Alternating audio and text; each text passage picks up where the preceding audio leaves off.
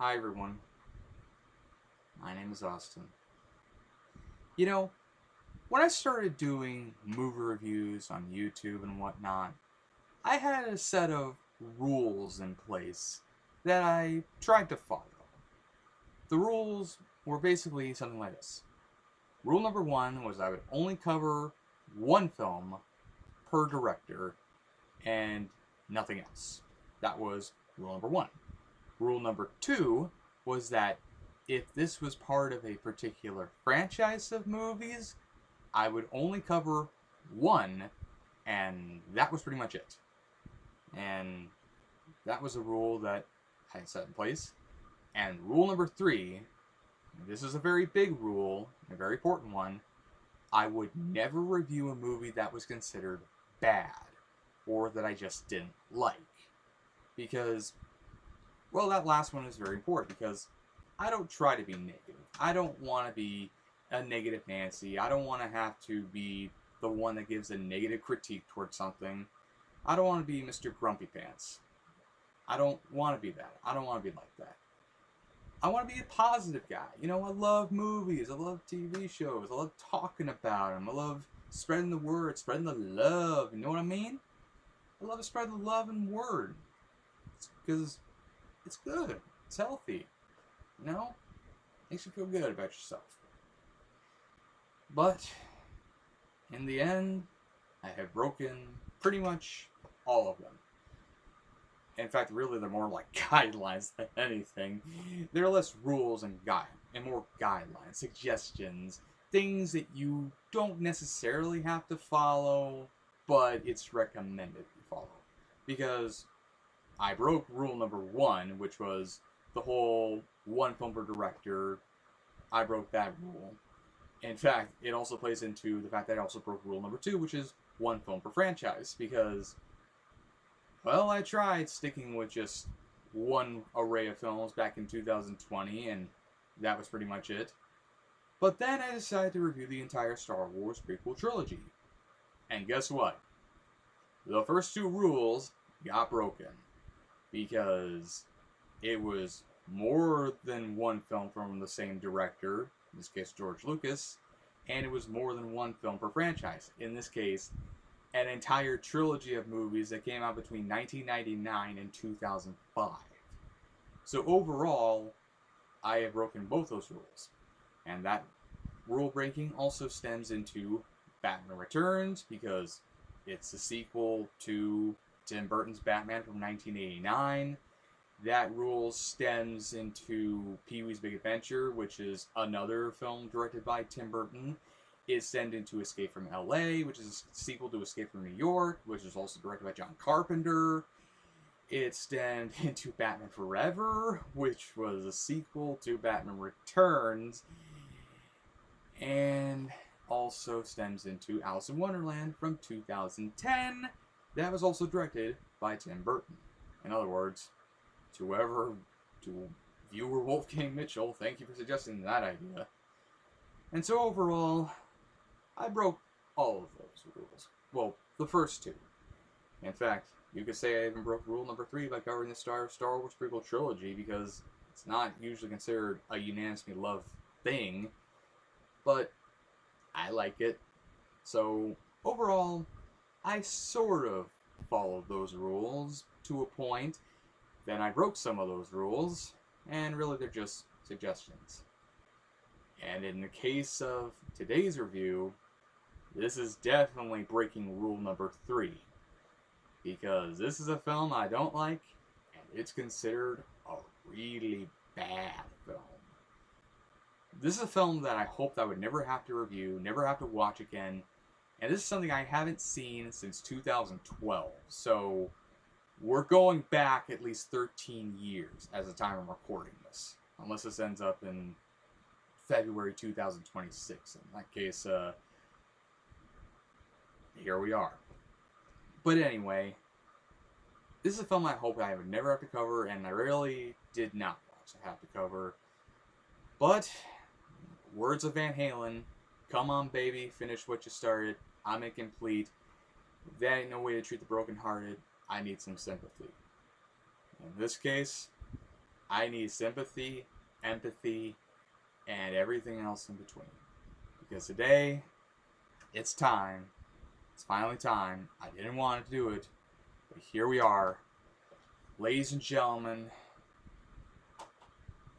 Batman and Robin. Directed by Joel Schumacher. So, breaking the first rule again about more than one film from the same director. And starring Arnold Schwarzenegger, George Clooney, Chris O'Donnell, Uma Thurman, and Alicia Silverstone. So, without further ado, let's talk about it. This is gonna suck. Oh my God.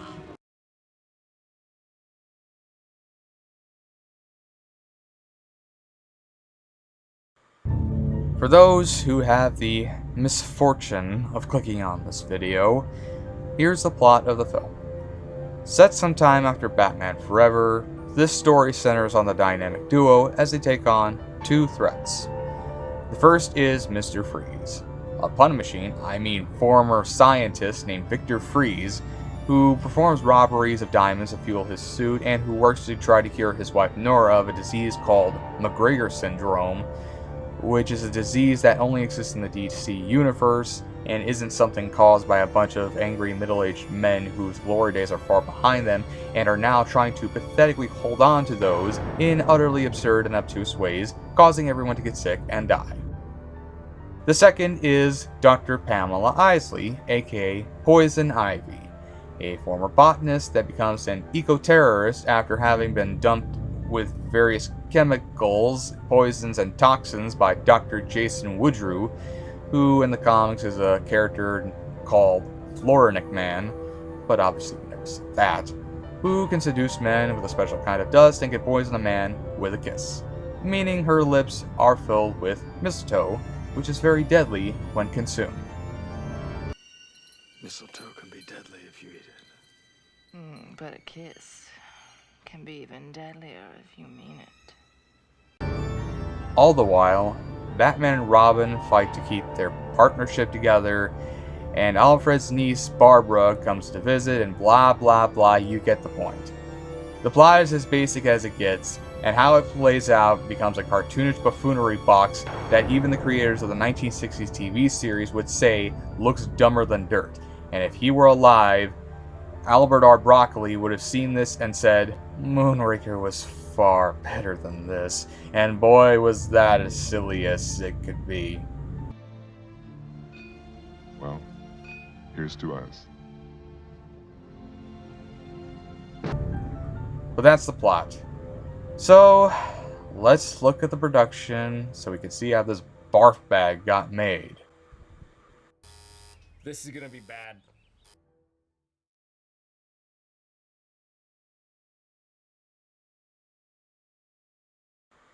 Production for this dung heap began just right after Batman Forever made its money back following the June 1995 release, where Warner Bros. Was immediately like, make a sequel, and commissioned director Joel Schumacher and writer Akiva Goldsman to continue with these duties in August of that year, and sought to fast-track production for a release in June 1997, which was a break in the typical 3-year time gap in between those entries. Because good things come to those who just rush through everything and without thinking, and always come out great. Said no one ever.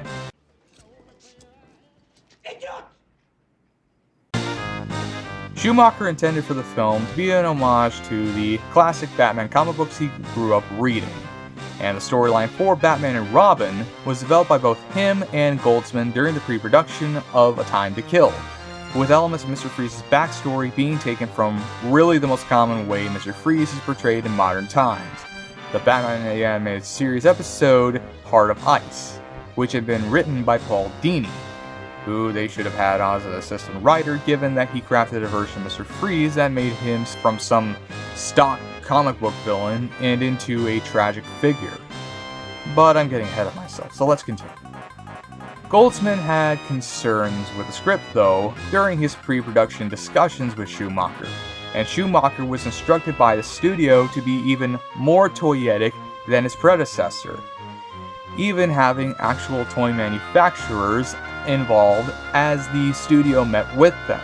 And even Mr. Freeze's blaster was designed by toy manufacturers, because it's all about the merchandising. I'm almost surprised Yogurt doesn't show up with the Bat flamethrower. That kids love this one. Oh, and because nobody knew who Bill Finger was until 2016, Bob Kane, who by this point was credited as the sole creator of Batman, functioned as an official consultant and was very much involved during production, even to the point of giving input on the script as well as on set. Please bear in mind, Kane would pass away the following year, making this one of, if not the last things Batman related that he had involvement with. And if I had to guess, a lot of the stuff he suggested either got discarded by the producers for not fitting their image, or they thought he was insane for what did fit the bill, but was seen as excessive. Maybe even both. Moving to the casting, Chris O'Donnell returned to play Robin. No surprises there. Val Kilmer, however, he was all like, I ain't touching that. and chose not to return to the part, with a bunch of reasons being cited as for why he departed the film production, including Kilmer and Schumacher's feud during the production of Batman Forever. Schumacher claiming that he wanted to work with Marlon Brando on the island of Dr. Moreau. I'll let you decide whether that film or Batman and Robin is worse. And Kilmer claiming that he was unaware of the fast-track production, and by that point, he had already committed to 2 other films, Heat and The Saint. Either way, Kilmer was out, and Schumacher summed it up as, he sort of quit, and we sort of fired him. So to replace Kilmer, Schumacher almost went with William Baldwin, as he had been considered during Batman Forever's production when replacing Michael Keaton. David Duchovny once said he was considered, joking that he was turned down over him having a big nose, before Schumacher ultimately decided on casting George Clooney in the part based on his portrayal of Seth Gecko in From Dusk Till Dawn, of whom Warner Brothers executive Robert A. Daly suggested him for the part. Again, disregarding the fact that we could have had Harrison Ford playing the character, along with Ray Liotta, Pierce Brosnan, and even Willem Dafoe. Once again, denying us of all those choices. Schumacher decided on Clooney because to him, he had a sense of humor and humanity that could be brought to the film, something people could identify that nobody else ever seemed to capture. On top of believing he resembled the character in the comic books, and also thought that when compared to Keaton or Kilmer, Clooney could have provided a lighter characterization of Batman. Because the producers said so, and if you go against the grain, you're fired. I hate you more! If hate were people, I'd beat China! Anyway, because of time constraints, the costume department opted to repurpose the costume Kilmer wore during the 3rd act of Batman Forever for Clooney's silver suit, in case you wanted to know why that suit doesn't make you want to strap a bra onto it. Too bad we have to deal with realistic nipples on the first costume. But again, I'm getting ahead of myself by multiple stages. For Mr. Freeze, Ed Harris, Anthony Hopkins, who was actually considered to voice Mr. Freeze in Batman the Animated Series, and reportedly Patrick Stewart were considered before Arnold Schwarzenegger was selected for the part, with the script being rewritten to accommodate this. And supposedly, Stewart wasn't even considered according to Schumacher. Schumacher felt that Schwarzenegger was perfect, as the director felt that Mr. Freeze was to be a towering behemoth and carved out of ice from a glacier, for whom the armor was designed by armorer Terry English, who actually has done some quality work, including doing films like Dr. Zhivago, Fahrenheit 451, The Lion in Winter, Excalibur, Aliens, Highlander, High Spirits, and First Night. Plus would go on to do The Man in the Iron Mask, The 13th Warrior, Gladiator, AI Artificial Intelligence, the Harry Potter films, and Kingdom of Heaven, so he does have merit to his name.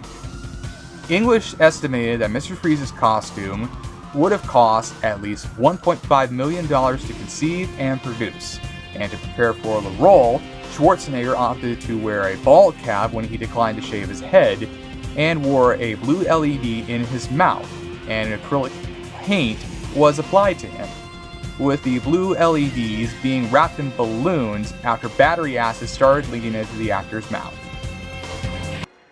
But first, I need a cool drink of ice water. Schwarzenegger's prosthetic makeup and wardrobe took around 6 hours to apply each day, with the certain amount of time spent on the costume significantly restricting his shooting time due to his contract being limited to 12 hours a day, with the actor being paid a $25 million salary for the role. So it all paid off, I guess. In terms of Poison Ivy, aside from Uma Thurman, Demi Moore, who had also been considered for Catwoman in Batman Returns, Sharon Stone and Julia Roberts were contenders for the role, with Schumacher choosing Thurman based on her role as Venus in The Adventures of Baron Munchausen. And Thurman ended up portraying Poison Ivy because she liked the femme fatale personality of the character, meaning that between From Dusk Till Dawn and The Adventures of Baron Munchausen influencing the castings of both Clooney and Thurman respectively, Schumacher had great taste in the movies, but as you will see, none of this clicks at the end. I'd rather put my balls in a crocodile's mouth while shoving my head up a unicorn's asshole! And as for Batgirl, Alicia Silverstone was the only choice, because I guess Reese Witherspoon, Neve Campbell, Jennifer Connelly, Sarah Michelle Gellar, or Amy Jo Johnson were ever really put into consideration for the part, even though I could have seen all of those working. But that's a moot point right now. Prior to filming, Silverstone was said to have lost around 10 pounds for the role, and she recounted instances of body shaming during the promotion of the film, which, as much as I'd rather see someone like Neve Campbell play the character instead of Silverstone, I'll admit that body shaming really isn't okay and that she didn't deserve that. She was trying for the role, you know. And now we go to the filming and visual effects, so we can see a disaster unfold for our very eyes. Hello, lady, we're going for a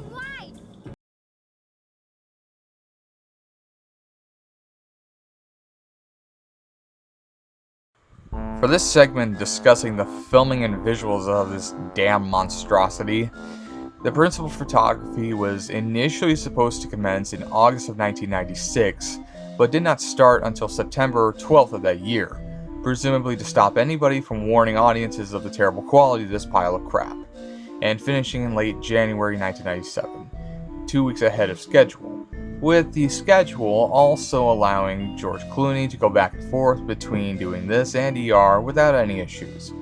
Although after this review, I might actually have to go to a real ER, because my brain hurts and it may be a tumor.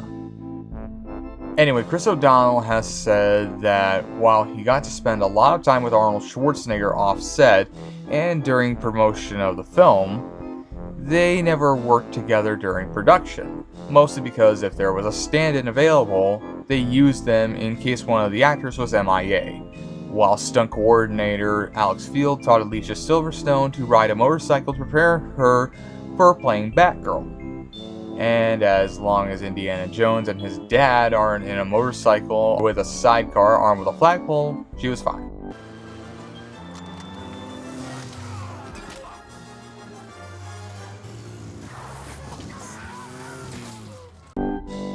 Filming was put on a temporary hiatus in the fall of 1996 when Mr. Freeze's blaster had vanished from the film set, resulting in a police investigation that resulted in the home of a film memorabilia collector being raided. Mirroring how the first film's production had reels of film stolen from the set, and with lots of public interest in the film, security issues became rampant, where according to Peter McGregor Scott, the film's producer, paparazzi were constantly interfering with the production, where photos of Schwarzenegger were taken and sold for $10,000. When he compared work on this film in contrast with Batman Forever, O'Donnell felt that Forever had more of a focus and was sharper, while the other was softer than mashed potatoes, where this phrase best summed it up. The first one, I felt like I was making a movie. The second one, I felt like I was making a toy commercial. If that wasn't bad enough, O'Donnell complained about the Robin costume being even less comfortable and more involved than what he wore in Batman Forever, complete with a mask that was glued on and caused sweat to pool around his face. Meaning, even with the nipples, the costume sucked, and he probably wishes he was back on set with Al Pacino in Scent of a Woman. What a sham. What kind of a show are you guys putting on here today? Another way you could tell most who worked on this film were having none of it. John Glover, who played Dr. Jason Woodrue in the film, who was considered to play the Joker in the first film and who did other DC-related projects, including voicing the Riddler in Batman the Animated Series, portraying Lionel Luthor in Smallville, and Mr. Sivana in Shazam, said this: Joel Schumacher would sit on a crane with a megaphone and yell before each take, "Remember everyone, this is a cartoon." It was kind of hard to act because that kind of set the tone for the film. Yeah, you could tell a lot of decisions were being made here. Most likely because Schumacher had to appeal to the studio, and also because he was trying to make a movie, but it just wasn't working. Meanwhile, many different stunt doubles were utilized for Batman, Robin, and Mr. Freeze, with some of them specializing in ice skating, aerial gymnastics, diving, and taking a crap while running at full speed. Okay, I made that last one up, but would you be surprised if that actually did happen in the film? Locations for filming included Warner Bros. Studios in Burbank, no surprises there, Greystone Mansion for scenes at Wayne Manor, which served as a filming location for music videos for Van Halen's cover of Oh Pretty Woman, All That I've Got by the Used, Elton John's I Want Love, Meatloaf's I Would Do Anything for Love But I Won't Do That, Daft Punk's Instant Crush, Mr. Misters Is His Love, and Turn to You by the Go-Go's, and films like All of Me, Austin Powers and Goldmember, Brainstorm, Dead Ringer, Death Becomes Her, Eraserhead, Ghostbusters 2, Hard to Kill, Indecent Proposal, National Treasure Book of Secrets, Phantom of the Paradise, Rush Hour, Sam Raimi's Spider-Man trilogy, Star Trek Into Darkness, Stripes, The Big Lebowski, The Bodyguard, The Golden Child, The Holiday, The Muppets, The Prestige, The Puppet Masters, The Social Network, The Witches of Eastwick, There Will Be Blood, Winter Kills, and X-Men. And other parts were also filmed in Vienna, Austria, Montreal, Quebec, and Ottawa, Ontario, Canada. Production designer Barbara Ling cited influences for Gotham as Tokyo with lots of neon and the Machine Age. As she said, Gotham is like a World's Fair on ecstasy, which is no different than the last film. And while miniatures and computer-generated effects were used for some scenes, there were large-scale sets created for the film, including Gotham covered in ice, and for scenes where individuals are frozen by Mr. Freeze's freeze gun, life-size mannequins covered in ice were produced. Plenty of materials were tested for the fake ice before opting to use a combination of fiber resin, where, according to Ling, the ice effects took half a year to develop. And for all the other visuals, Rhythm and Hue Studios and Pacific Data Images, continuing from Batman Forever, created them, with John Dykstra and Andrew Adamson credited as visual effects supervisors like with the last film. And Batman and Robin featured 450 individual effects shots, which were 150 more than Batman Forever. Again, I'll save that for the opinions. One last detail. Motion capture was prioritized for animating digital stunt doubles, and with the sky surfing scene, the department recorded the movement of a skyboarder in a wind tunnel at a military base in North Carolina, with that last bit reminding me that the skydiving sequence in Mighty Morphin Power Rangers the movie was a lot less cringeworthy, largely because it was actually good. And now, it is time to rip this son of a bitch a brand new asshole. So let's not wait any further than needed. All right, now everybody, get in crash position.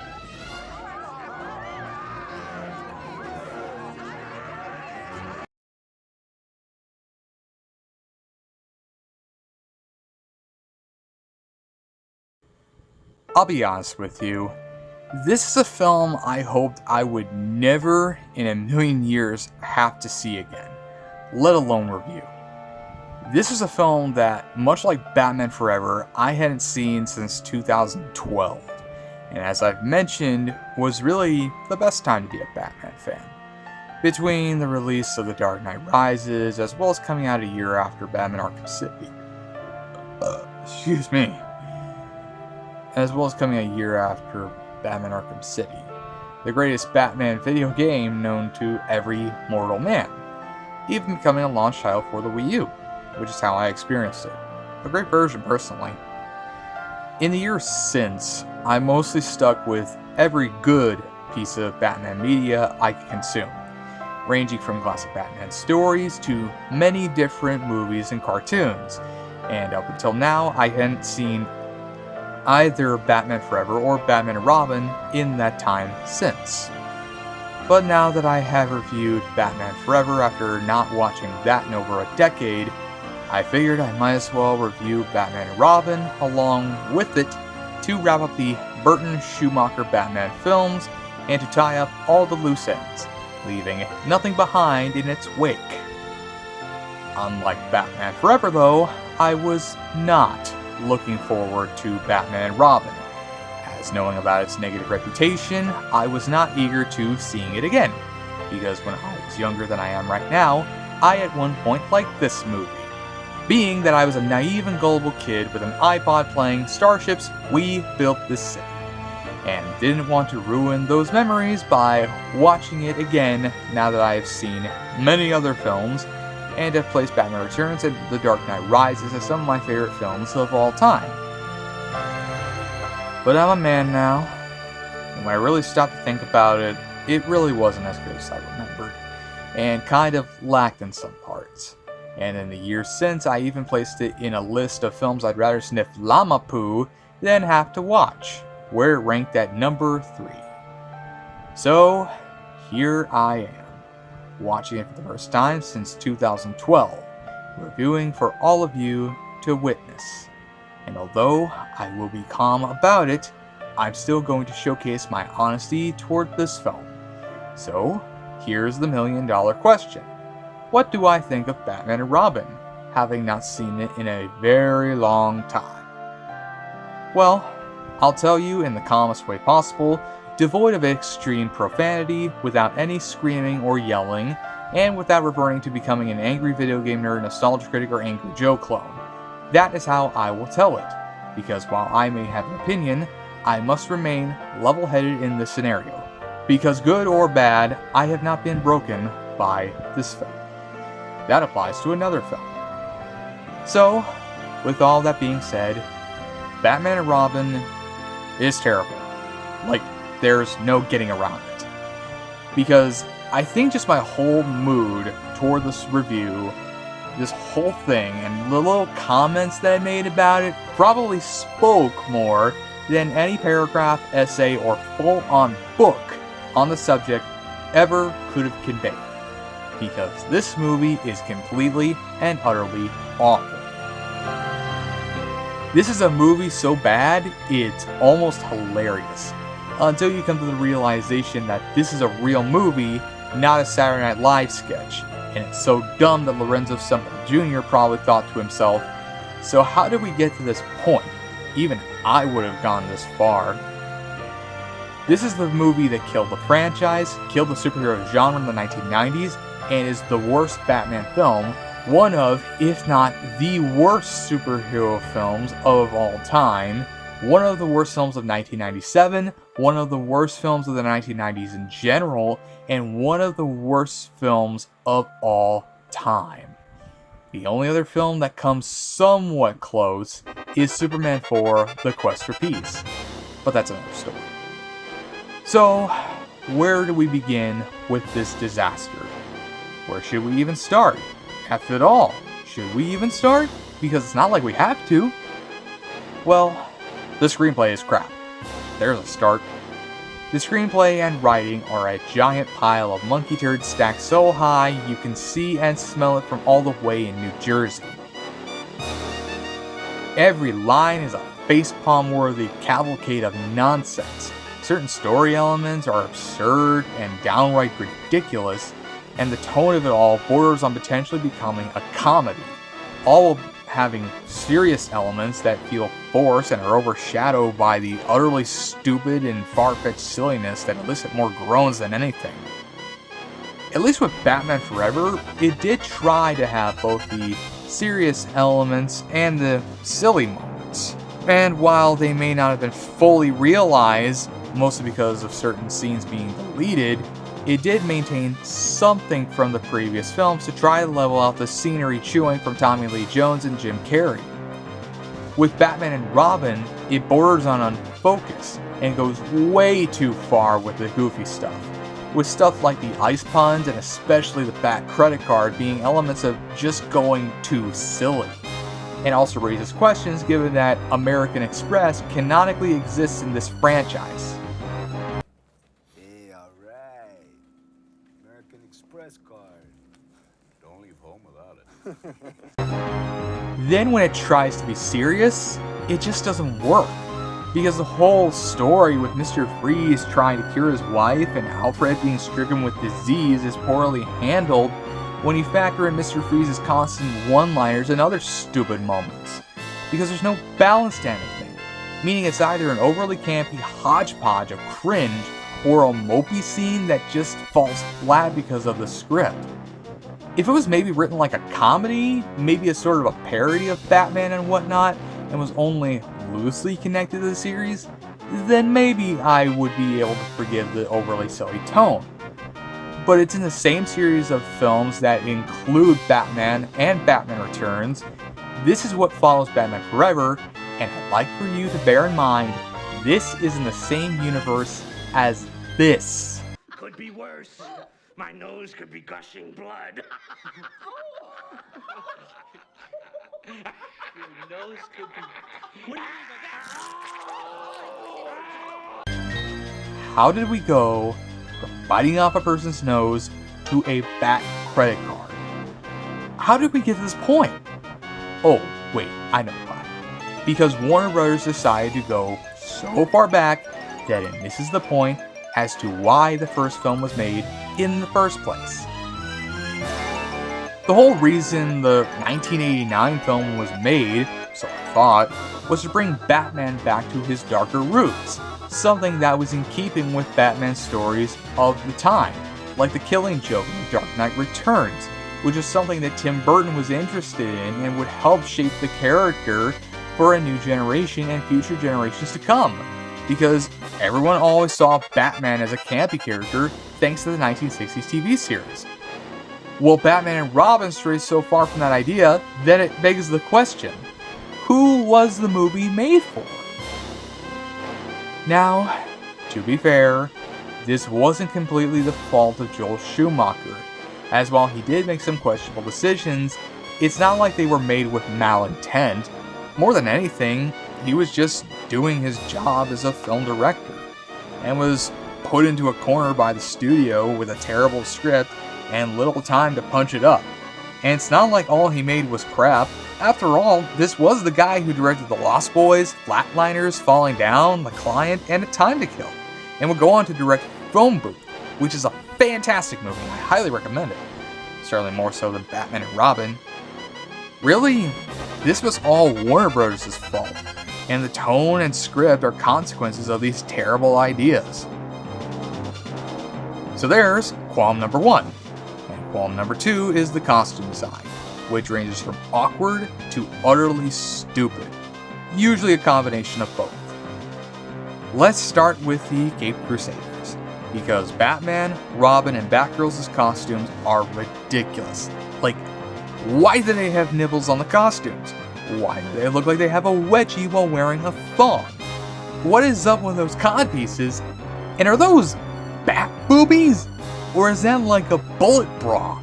Like, what the hell is up with these costumes? And why do I want to slap bras on all of them to prevent indecent exposure from the children? Not that it would matter, because they're all blind from seeing them, and they all need surgery to get their vision restored. I know I was very lenient on the nipples and other elements on the other costumes from the previous film, but that's only because it wasn't too excessive.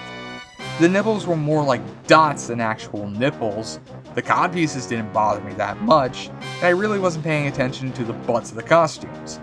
Largely because I focus on ladies' butts, and it didn't irk me that much.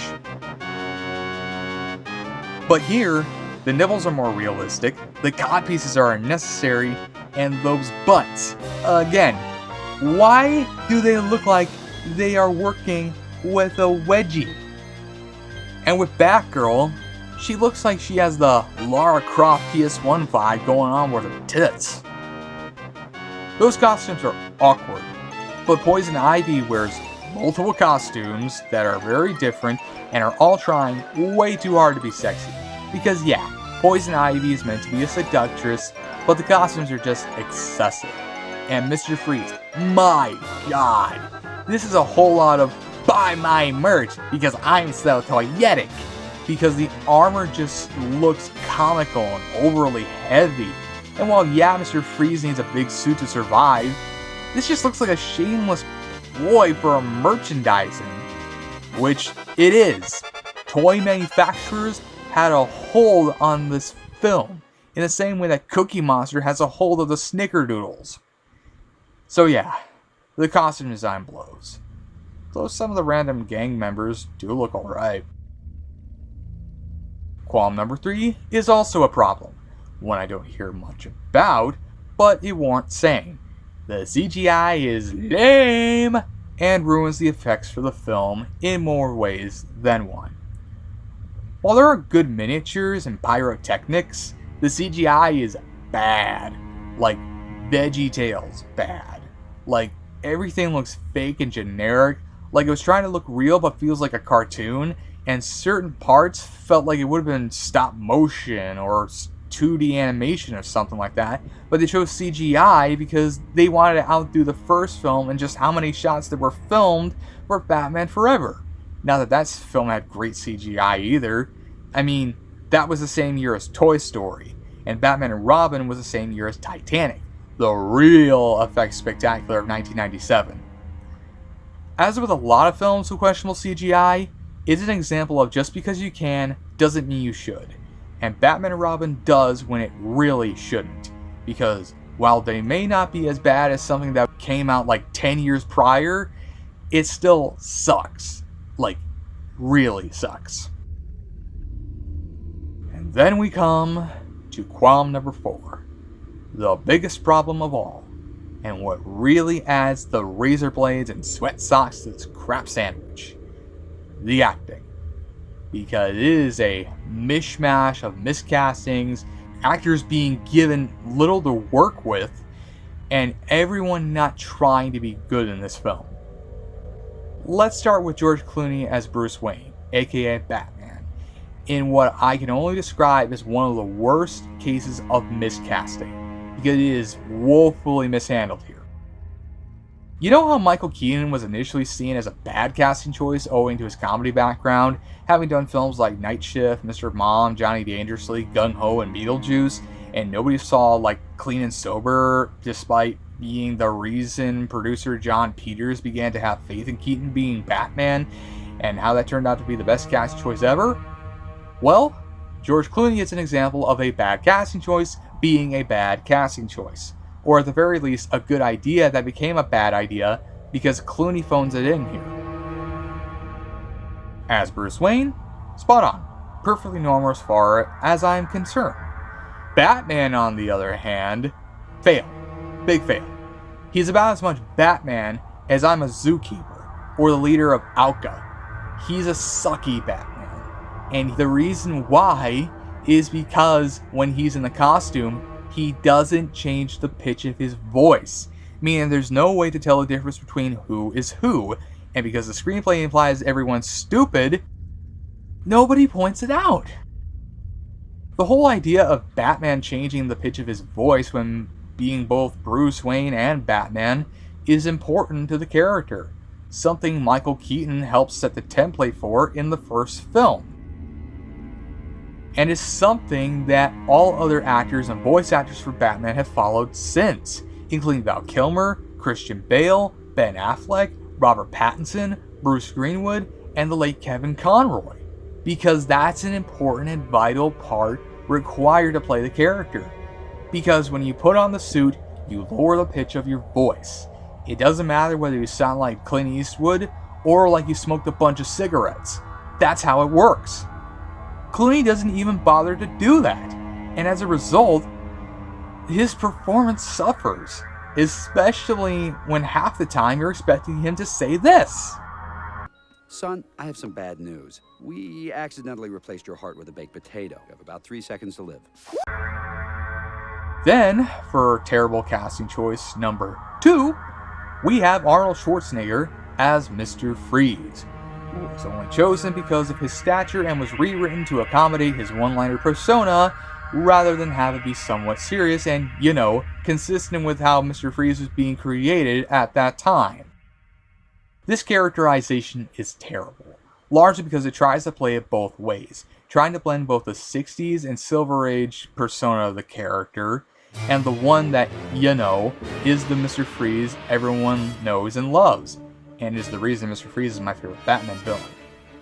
Batman the Animated Series helped turn Mr. Freeze from some Z-list baddie of the week and into a fully three-dimensional character, making him a tragic figure who does only what he does for the one he loves.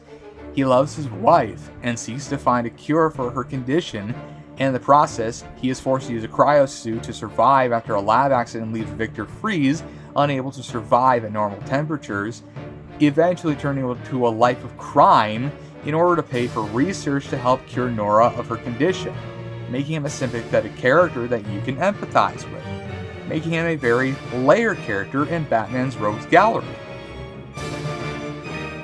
It's a backstory that's been carried over in many other Batman media, including the Batman Arkham series of video games, which are some of my favorite video games of all time. And in Batman and Robin, that tragic backstory of Mr. Freeze trying to cure Nora of her disease is here, but it's hard to take this seriously when this characterization is making ice puns left and right like Hoagie Gilligan, aka Number 2, because there's no balance between the silly and serious, and the screenplay is so bad that it makes the writing in Howard the Duck look like Aaron Sorkin. Either play it straight or go full ham. Don't go for both unless you have the ability to balance both, and this film can't balance both. I will say this though, as awful of a casting choice as Mr. Freeze being played by Arnold Schwarzenegger is, as over the top and ridiculous as he is here, as much as he doesn't match his capability of doing dramatic roles like in Stay Hungry, and as much as I'd rather see someone like Peter Weller play the character because that would have been a fantastic casting choice, he does look like he's having fun with the role, and does look like he's having a good time. Even if every time he spouts out an ice bun, I feel like following up that with one of these. The Iceman cometh. Fuck you, asshole. You are not sending me to the cooler. Fuck you. What killed the dinosaurs? The Ice Age! And what the hell were you thinking? Let's kick some ice. Shut up! Shut up! Shut up! Shut up! Now for more bad casting, Uma Thurman as Poison Ivy, the seductress who tries to brainwash Robin, manipulates Mr. Freeze to help him freeze the world, attempts to turn Gotham into a place where the plants reign supreme, and honestly, I'm not sure I know what I'm saying at this point, so I'm just gonna say it blows and go into war. Thurman really isn't.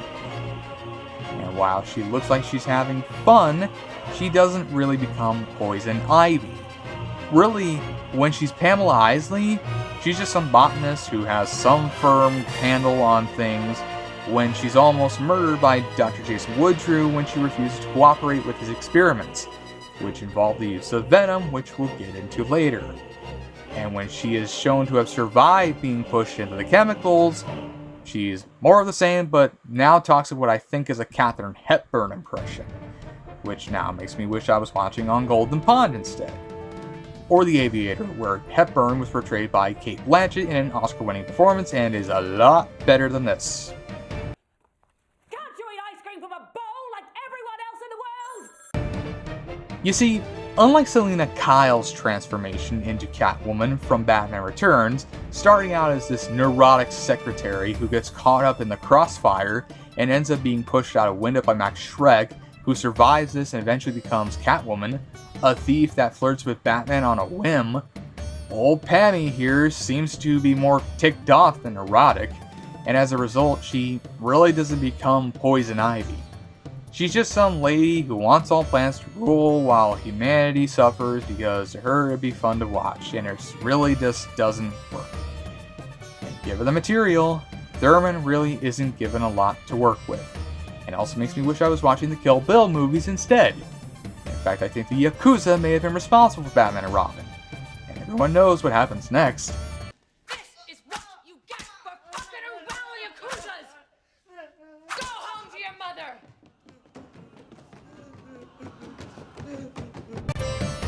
And now we come to, Chris O'Donnell as Dick Grayson, aka Robin, Batman's disciple, and who I was very positive toward his performance in Batman Forever. So how does he fare here? Well, he tries. He really does.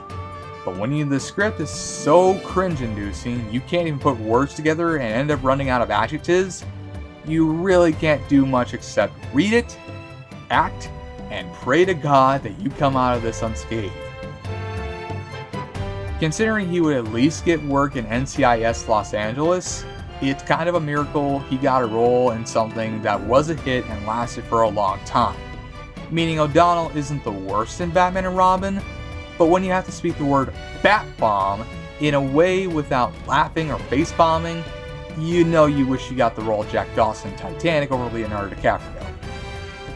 And then we have Alicia Silverstone as, wait for it, Barbara Wilson. Yeah, you heard me right.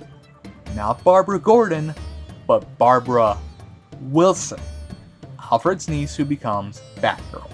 Because why bother giving Commissioner Gordon a bigger role beyond just the guy that shows up to give Batman the info necessary to the applicable situation and to actually make him a character, when you can actually have it be a character that actually has some focus beyond exposition and being important to the Batman litany. And look, I get it. Alfred is more of a character we see interacting with Batman the most because he is his butler. And really, minus Batman the Animated Series, we really wouldn't see Gordon get any kind of focus until the Dark Knight trilogy. But here, it's just so off-putting knowing that her name is Barbara, but she isn't a Gordon, but goes by another last name, rather than just use Betty Kane, the first Batgirl. Or I don't know, give her maybe another Knight, like Amber Knight, or Lucy Renfield, or Helen Daniels, or Claire Quilty. Yeah, I just used the name of a character from Lolita, played by Peter Sellers in the film adaptation from 1962. And it's something I'd rather watch over this box of hamster piss. And regarding Silverstone's performance, like with O'Donnell, she tries. but the material she's working with is akin to working with a chimpanzee. It needs another person to handle it, because she's basically relegated to feeling sorry for Alfred, and then becoming Batgirl in the final act, and that's pretty much it. And again, I would have preferred someone else, like say, Neve Campbell, or I would probably have gone with Amy Jo Johnson in this role, mostly to make it easier to watch. Plus, this just makes me wish I was watching Clueless instead, because it has a far better script and Silverstone is actually in a role that works. And before I run through everything else, I want to play a game with you. It's called Who Is This? Now, I'm going to show you a character, and you're going to guess just who this is. Are you ready? Because I'm about to start, so be ready and be quick. Alright, here we go. Bane. This is the character. Now you're going to guess who this is. Is it A, a random henchman who is essentially the heavy in all scenarios, B, one of Batman's greatest foes, capable of immense strength and intelligence, even once breaking Batman's back, C, the guy that Smith possesses to enter the real world in order to get to Neo, or D, some guy named Steven who writes articles for pop culture related websites and so on. If you guessed B, you win a prize. And your prize is wondering what the hell they did to Bane in Batman and Robin, because this isn't Bane. This is a random heavy named Tony who says he's Bane. At the start, he starts out as a serial killer named Antonio Diego, who after Dr. Woodtrue imbues him with venom, the only thing that got right about the character, becomes this hulking big brute wearing a luchador mask. Only he doesn't speak, and he isn't some drug pusher, because that's really what venom is. It's really just some drug. And really, he's just some random goon who I'm just going to call Tony because it's short for Antonio. Bane is one of Batman's greatest enemies, in terms of both brain and brawn, something that Batman the Animated Series got right, and minus the exclusion of Venom, something that The Dark Knight Rises got right. Your spirit?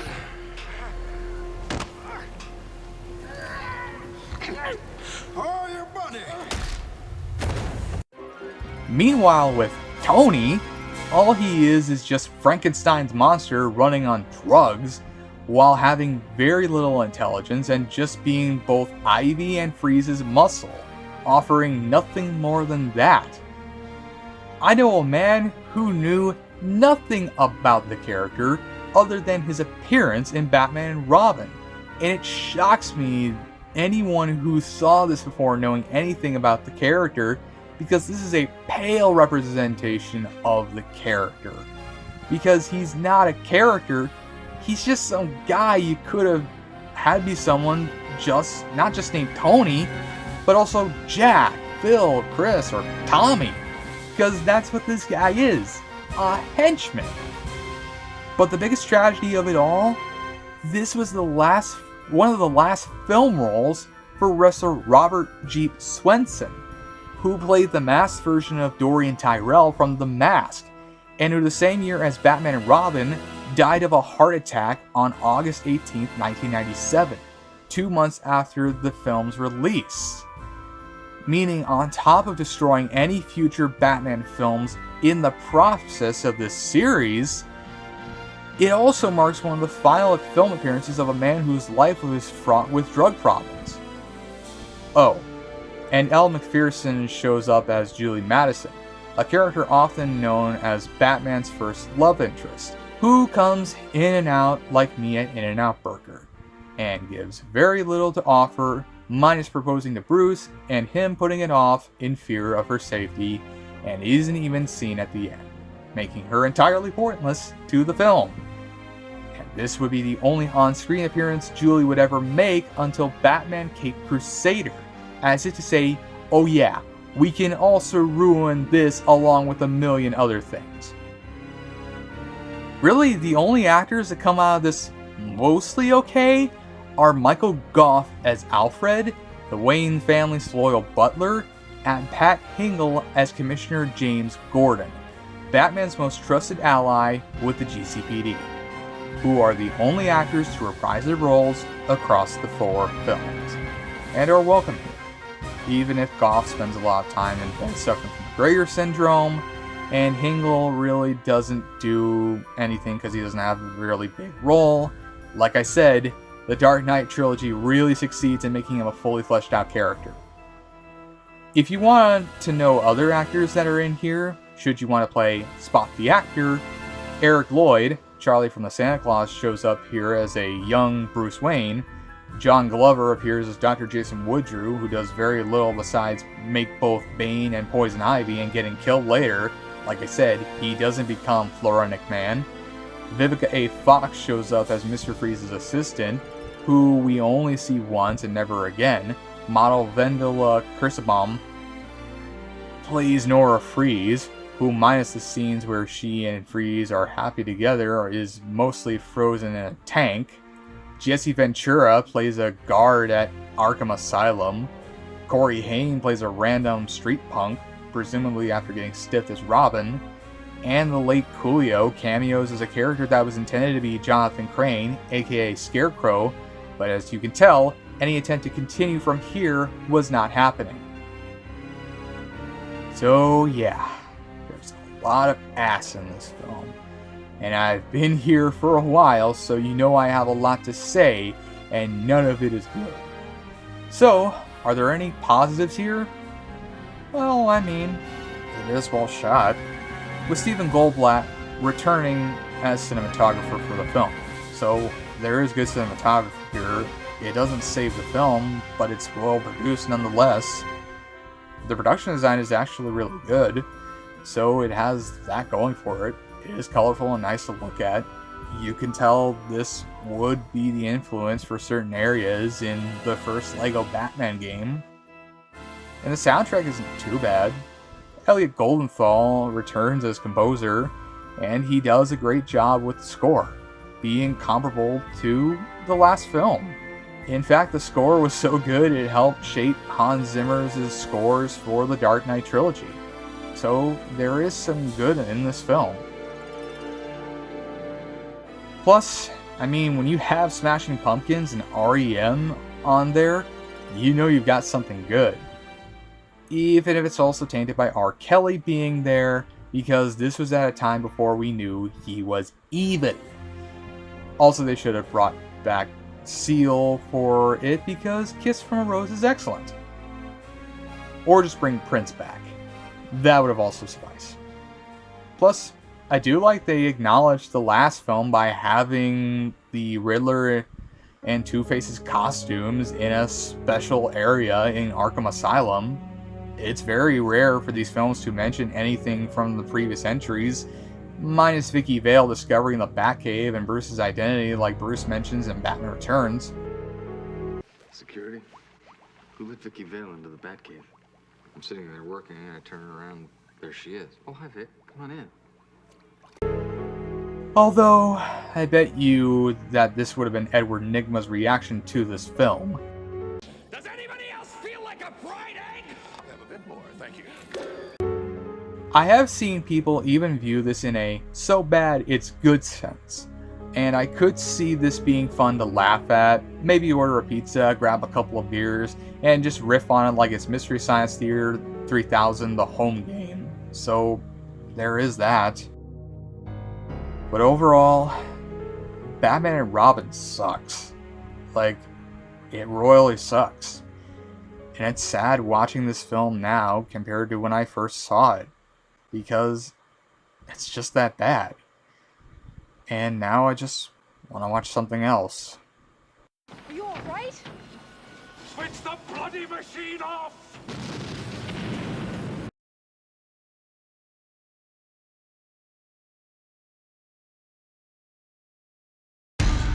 The film had its premiere on June 12, 1997, followed by a wider release on June 20th, where leading up to it, the marketing was in full force, including rides at Six Flags with the since removed Batman and Robin The Chiller opening at Six Flags Great Adventure in 1997, and a Mr. Freeze ride opening over at Six Flags over Texas and Six Flags St. Louis in 1998. There was a promotion through Taco Bell which saw them selling Batman-themed cups, toys, and figurines. There were trading cards from Fleer and Skybox International, some being signed by George Clooney, Arnold Schwarzenegger, Uma Thurman, Alicia Silverstone, Chris O'Donnell, and Joel Schumacher. And there was even a video game, which came a year after the film. It had some pretty unique ideas, but otherwise was terrible. Anyway, upon its release, it grossed a total of $238.3 million on a budget that was estimated between $125 to $160 million, which wasn't great, especially considering the marketing cost $125 million, meaning while it did at least break even, it was still a box office disappointment, especially since the previous films managed to make the top 10 highest grossing films of their years, with Batman making it to number 2, while Batman Returns and Batman Forever managed to make it to number 6. The reason for this disappointment is not quite clear, but I think it was because most people wanted to actually go watch Face Off instead because that movie's awesome. Oh, and if you thought my thoughts on Batman and Robin were bad, critics' reactions were just as negative, as Roger Ebert gave it a thumbs down, and Gene Siskel, who at this point had given previous Batman films positive reviews, also gave it a thumbs down, while Andrew Johnston, writing for Time Out, said this: "It's hard to tell who Batman and Robin is intended for. Anyone who knows the character from the comics or the superb animated show on Fox will be alienated. And though Schumacher treats the Adam West version of the gospel, that show's campy humor is completely incompatible with these production values." So yeah, it was bad. And Batman and Robin was most definitely up for many Razzie nominations, where Alicia Silverstone won Worst Supporting Actress in the film, and other nominations included Worst Picture, Worst Remake or Sequel, Worst Reckless Disregard for Human Life and Public Property, Worst Director for Joel Schumacher, Worst Screenplay for Akiva Goldsman, Worst Supporting Actor for Chris O'Donnell, which was shared with Arnold Schwarzenegger, Worst Supporting Actress for Uma Thurman, Worst Screen Couple for George Clooney and Chris O'Donnell, and Worst Song for The End is the Beginning is the End. The last one is undeserved because that actually is really good. The rest I see why. And it lost Worst Picture to The Postman, a film that made even less money than Batman and Robin. The Stinkers Bad Movie Awards also recognized the film's poor quality, where of its nominations, it won Worst Picture, Worst Screenplay for a film grossing more than $100 million worldwide using Hollywood math, Worst Director for Joel Schumacher, and Worst Supporting Actress for Alicia Silverstone, losing Worst Sequel to Speed 2 Cruise Control. So overall, Batman and Robin was a train wreck, and the Terrible Movie Awards recognized it. To this very day, Batman and Robin is considered one of the worst superhero films of all time, and one of the worst films ever made, with Marvel Studios president Kevin Feige stating that the film was important because of how bad it was, thus requiring a new form of creating superhero films, paving the way for movies like X-Men and Spider-Man. And 20 years after its release, Joel Schumacher, while accepting responsibility for Batman and Robin's failure, apologized for the film, stating, "I want to apologize to every fan that was disappointed because I think I owe them that. A lot of it was my choice. No one is responsible for my mistakes but me." He even said that in regards to the negative backlash, that it was akin to murdering a baby. Akiva Goldsman also has sent apologies, citing that nobody intended for it to be bad, and that no one was thinking it was going to be bad, and has even said that it was going to even be darker than the final product. And to that I say, there was a darker version of this? Can I see it? Because I'd like to know just how dark this film was going to be. Because if there's an alternate cut of Batman Forever that's darker, I want to know just how dark Batman and Robin was going to be because I think the world needs to know. Anyway, George Clooney in the years since has also apologized for the film, saying in 2005 that he may have killed the franchise and called it a waste of money. Understatement of the year. While in 2015, during the promotion of Tomorrowland, he mentioned having met with Adam West and apologized to him, which I can see why. Even Adam West would not approve of Batman and Robin. But that's not all. Clooney was asked about ever having to apologize for Batman and Robin, where he said straight up, "I will always apologize for Batman and Robin." While in late 2020, he told Howard Stern it was physically painful for him to watch his work in the film, which went something like this. "The truth of the matter is, I was bad in it. Akiva Goldsman, who's won the Oscars for writing since then, he wrote the screenplay, and it's a terrible screenplay. He'll tell you. I'm terrible in it. I'll tell you. Joel Schumacher, who just passed away, directed it, and he'd say, yeah, it didn't work. We all whiffed on that one." Clooney has even said he refuses to let his wife Amal watch it, and in 2023, when he asked about his biggest regret, he said it quite bluntly, "I regret doing fucking Batman." Meaning that this film still haunts him, and he will never be free of it. Regarding the Bat-nipples, Tim Burton has said in 2022 regarding Warner Bros.' decision to replace him as director after Batman Returns, "You complained about me. I'm too weird, I'm too dark, and then you go put nipples on the costume? Go fuck yourself." While in Watchmen, Zack Snyder and comic book artist Dave Gibbons spoofed the molded muscle and nipple costume with Ozymandias' costume, and in one episode of Batman the Brave and the Bold called Legend of the Dark Knight, Bat-Mite transforms Batman's outfit into one that resembles the one in Joel Schumacher's movies before getting disgusted with it. Plus, Clooney would reprise the role of Batman in a cameo in The Flash, so it does acknowledge its existence in a humorous way. But while everyone may want to distance themselves from Batman and Robin, Arnold Schwarzenegger said in an interview with Empire in 2012 that in spite of its awful reputation, he didn't regret making the film, and said of both Mr. Freeze and the studio, "I felt the character was interesting, and the two movies before that one was Joel Schumacher at his height, so the decision making was not off. At the time, I was doing a racer over there, and Warner Bros. Begged me to do the movie."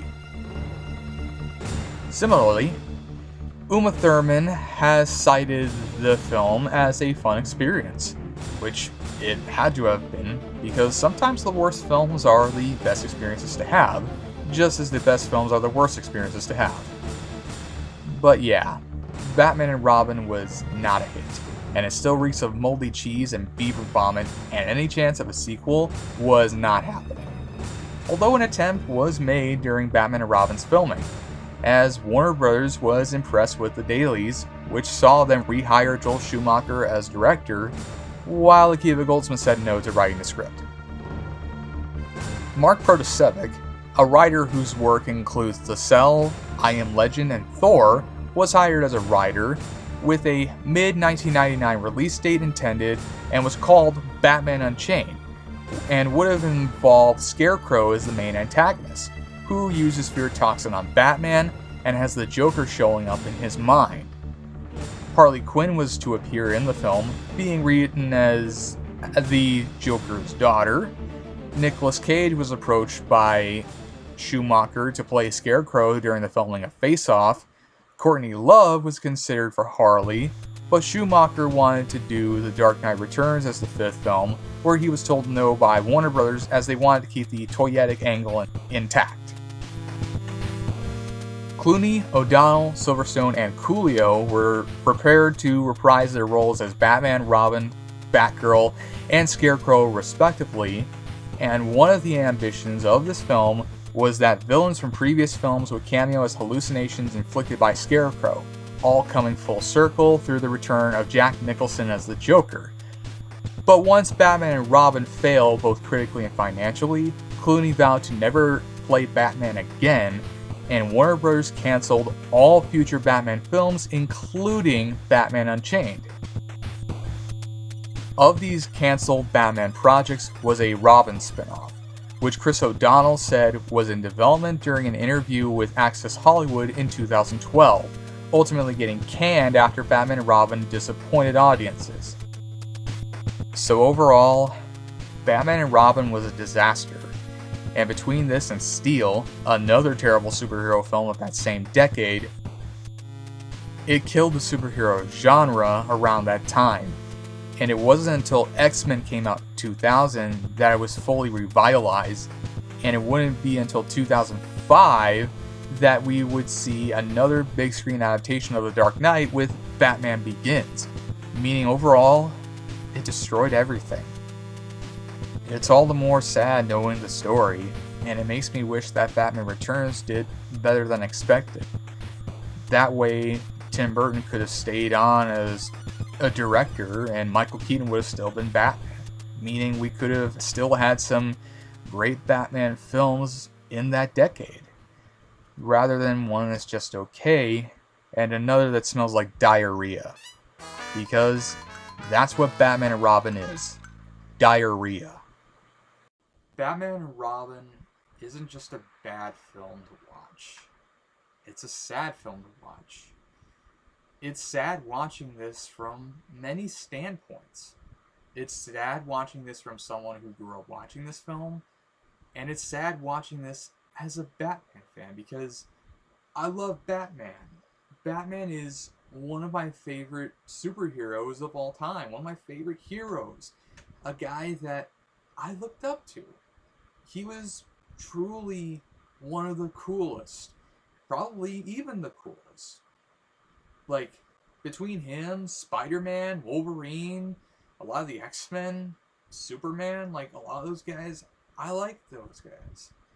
And this film, it turns Batman into a punchline. And that's what this movie kind of feels like. A punchline. A woefully unfunny punchline, most likely either plotted by the Joker, or maybe this was something that the Joker just disposed of and somebody thought, I could be the next Joker. Because that's all this is. That's all Batman and Robin is. A punchline. A very unfunny punchline, and it's just, it sucks. And really, I can't recommend it. It really is as bad as it seems, and this might be the worst film I've had to cover on this video, on the show. Like, I've covered weak films, but not outright terrible films. This is an example of a film being outright terrible, and really, I kind of knew what I was getting into with it. I mean, really, do I have to even say it? Like, the ice puns, the tone, the nipples on the costumes, and the bad acting, the terrible writing, everything about it is just so cringe-inducing that it begs the question, what was even anyone thinking? Like, it's sad watching this whole film. And it's sad. I mean, there is good production design, and I do like Smashing Pumpkins being on there. It's also got Goo Goo Dolls on there, so the soundtrack ain't too bad, even if you could ignore R. Kelly being on there. But as a Batman and Robin, is just, it's terrible. And I can't recommend it. Unless you want to watch it and it's so bad it's good sense. In that case, hey, be my guest. And if you are curious to watch it, don't worry. It's on DVD and it's on Blu-ray, so it's widely available. Trust me, it's been upscaled to 4K. You can put it on your 4K Blu-ray player, show it on your big 4K TV, and guess what? It's going to display it in 4K for you to witness everything that makes it bad. Because in the end of the day, good or bad, every movie deserves to be seen and preserved. But, yeah. This is, and it's pretty much me wrapping this whole thing up. I have pretty much covered all of the Burton Schumacher Batman films. It took over 5 years. In fact, I only did 2 Batman films a year apart from each other, and I did both Batman Forever and Batman and Robin within the same year, so it's all wrapped up now. But there is a silver lining to it all. I never have to watch this movie ever again. This can sit on a DVD shelf, and I never have to touch it. Plus, that also means I can cover other Batman movies. That means if you want good campy 60s Batman, I can do the 66 film. If you want to see me do the Dark Knight trilogy, guess what? I can do it. I can do everything I want because I am free of this pain. Unless you're talking about the physical pain and mental pain that is coming with Batman. In that case, that's going to last a very long time, and I'm probably going to need a psychologist, a psychiatrist, a therapist, and a priest after that. The priest will be there to perform the exorcism. The rest are just doing their purposes. But, yeah. That's Batman and Robin for you. It's a film I hoped I would never have to review or ever see again. But it's 2025. Technically still is. Doesn't matter if this comes out in November. Doesn't matter if it comes out in Christmas. Guess what? It's still 2025. I saw it. And I am never going to forget it. No matter how much I want to. And so, with that, I hope you enjoyed this review. Found it entertaining, educational, and if it made you want to watch this movie, I question why you would, but hey, it's your life. I ain't going to control it. So, yeah. Unfortunately, just as it opens up the doors to seeing other Batman films, and maybe even those with other superheroes in it, it also means I'm probably going to have to cover some other terrible films. Or just films I don't like. Like, there's a million different films out there.